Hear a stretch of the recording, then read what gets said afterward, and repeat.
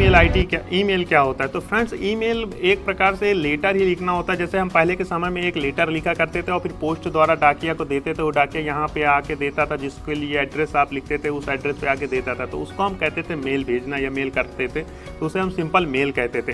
लेकिन समय बदलता गया, अब वही फॉर्मेट डिजिटल हो गया। अब कंप्यूटर से एक स्थान से दूसरे स्थान हम लेटर को भेजते हैं टाइप करके, तो उसको हम कहते हैं ईमेल, इलेक्ट्रॉनिक मेल। मतलब कंप्यूटर द्वारा जो भी आप लेटर भेजते हैं, मैटर भेजते हैं, उसको ईमेल कहते हैं कि ईमेल कर दो, ईमेल भेज दो। तो ईमेल करने के लिए फ्रेंड्स हमको उस व्यक्ति की ईमेल आईडी चाहिए होती है और स्वयं की ईमेल आईडी होना जरूरी होता है। तो ईमेल आईडी पर फ्रेंड्स दो चीज़ें होते हैं, एक होता है यूजर नेम और उसके बाद एक होता है सर्विस प्रोवाइडर का नाम। @ के बाद जो भी नाम लिखा रहता है वो सर्विस प्रोवाइडर होता है और शुरू में जो रहता है वो आपका यूजर नेम होता है। जैसे कि हम पहले जब मेल लिखते थे, चिट्ठी लिखते थे, तो उसका एड्रेस हुआ करता है, तो वैसे ही शुरू में हमारा एड्रेस होता है, वो यूजर नेम जो होता है वो हमारा एड्रेस होता है। उसके बाद जो किससे हम भेज रहे हैं, मान लीजिए इंडियन पोस्ट से चिट्ठी भेजते हैं कि या फिर कोई अदर सर्विस प्राइवेट प्रोवाइडर जो होते हैं, DCTC जो होती है, या फिर और भी कोई जो आपके कोरियर सर्विस प्रोवाइड करते हैं वो होते हैं, तो वो प्राइवेट कंपनी हो जाती है। तो ऐसे ही मेल में ईमेल आईडी में भी होता है, एक आपका हो जाता है एड्रेस हो जाता है, एक आप किस सर्विस प्रोवाइडर से आप अपना मेल भेज रहे हैं। सो फ्रेंड, अब आप जान गए होंगे ईमेल आईडी क्या होता है। फ्रेंड्स, यहाँ पर ईमेल आईडी को कई तरह से आप देखे होंगे लिखा रहा करता है।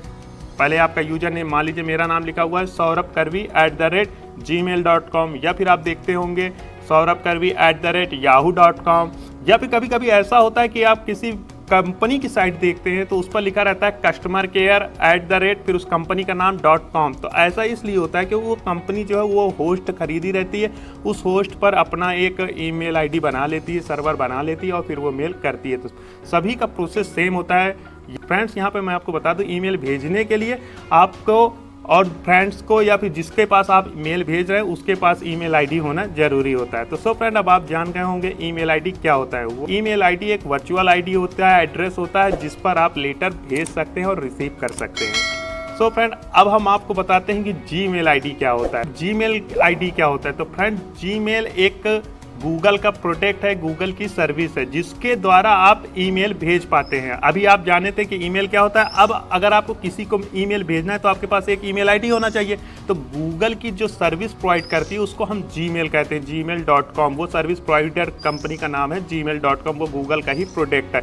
तो सो फ्रेंड, यहाँ पर आपको अपना यूजर नेम मिलता है, फिर उसके बाद @gmail.com मिलता है। मतलब इससे ये पता चलता है कि जीमेल वाले आपको सर्विस दे रहे हैं और आपका ये यूजर नेम है। तो अब जब भी किसी का मेल आता है आपके पास तो लास्ट में अगर लिखा हुआ है @gmail, तो ये जान जाइए कि ये गूगल के द्वारा ईमेल सर्विस प्रोवाइड की गई है। तो यहाँ पर ये बस सिंपल सा कॉन्सेप्ट होता है कि जीमेल एक ईमेल सर्विस प्रोवाइडर कंपनी है, प्रोडक्ट है जिससे आप अपने जिससे आप ईमेल भेजने की सर्विस पाते हैं। तो फ्रेंड, यहाँ पर अब आपका डाउट क्लियर होगा कि जीमेल क्या होता है और ईमेल क्या होता है। इसको और अगर आसान भाषा में समझने की कोशिश करें फ्रेंड, तो अगर आपको जैसे किसी से फ़ोन पे बात करना है तो बात करने के लिए आपको कॉलिंग करनी होगी, दोनों के मोबाइल पे नेटवर्क होना चाहिए। तो नेटवर्क को एज आप समझ सकते हैं ईमेल होना चाहिए, मतलब दोनों के में ये नेटवर्क होना चाहिए, ईमेल होना चाहिए। अब आपके बात करना है तो कोई भी कंपनी की सिम ले सकते हैं, कोई भी कंपनी की सिम का जैसे ले सकते हैं यूनिनॉर की, जियो की या फिर आइडिया की। तो सेम वैसे ही अगर आपको किसी को मेल भेजना है तो आप किसी भी सर्विस प्रोवाइडर से सर्विस ले सकते हैं, चाहे फिर वो जीमेल हो, याहू हो और या फिर रेडिफ हो, आप किसी से भी ये सर्विस ले सकते हैं। सर्विस लेने के बाद क्या होगा, अब आप उससे कॉल कर सकते हैं। जरूरी नहीं कि उसके पास भी वही आईडी होनी चाहिए, उसके पास दूसरी आईडी हो सकती है। क्यों जरूरी होता है क्या कि जब आप फ़ोन किसी को लगाते हैं तो हो सकता है आपके पास जियो का फ़ोन होता होगा, उसके पास वोडाफोन का फ़ोन होता, सिम होती होगी, तो उस फ़ोन पर भी कॉल हो जाती है। तो ऐसे ही आपके साथ होता है कि आप ईमेल आईडी होना चाहिए, मतलब सिम दोनों के मोबाइलों पे होना चाहिए और वो दोनों कॉल कर सकते हैं। आप जान गए होंगे कि जीमेल आईडी और ईमेल आईडी में क्या अंतर होता है, या फिर जीमेल आईडी और ईमेल आईडी क्या होता है। फ्रेंड्स, अगर आपको अपना जीमेल अकाउंट बनाना है अपने एंड्रॉयड स्मार्टफोन से, या फिर आपके पास नहीं है अभी जीमेल अकाउंट, तो इस पर मैंने एक वीडियो बनाया हुआ है जिसका लिंक मैंने डिस्क्रिप्शन पे दिया हुआ है।